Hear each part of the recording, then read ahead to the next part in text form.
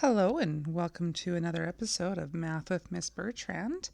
Here I have a video showing you how to do a question from the Level 1 worksheet set. Again, whenever you start a question, you always want to write PEDMAS at the top of your worksheet. I know it's already here, but I like to write it vertically just to remind myself that parentheses comes first, exponents come second, division, multiplication are on the same level because they can go either or depending on what comes first, left or right. Same with addition and subtraction. These are considered level 1 questions because there's no parentheses or exponents to deal with. We're just dealing with division, multiplication, addition, and subtraction.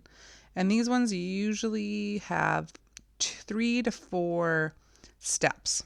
Okay, I'm going to show you a way to write down your steps. I like you to work from top to bottom in kind of a upside down triangle fashion. So follow along and I'll show you how to solve these types of questions. First thing we want to look at is what type of operations we have. We have subtraction, division, addition. So then we look over here and we're like, which one comes first? Well, division comes before addition and subtraction, so we're going to do division first. I put a little marks there just to show what I'm doing first. So I go 8 divided by 2 is 4. Then you rewrite the rest of the question that you didn't touch. So you didn't touch the 2 subtract or the plus 6, so you just write those down.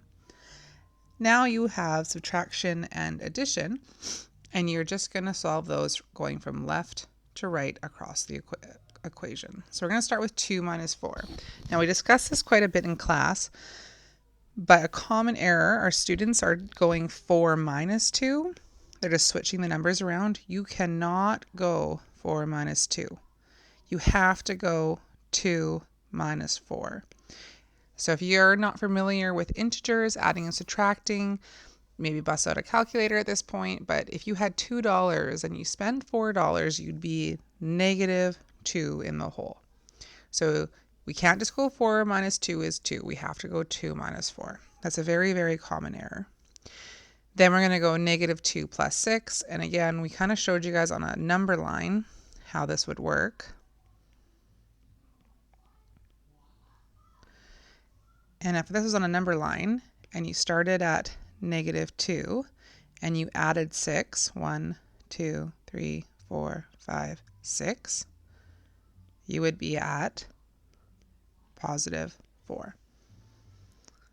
But again, if you're comfortable with adding and subtracting integers, that should be easy to do. Negative 2 plus 6 is kind of the same as saying 6 minus 2 is 4.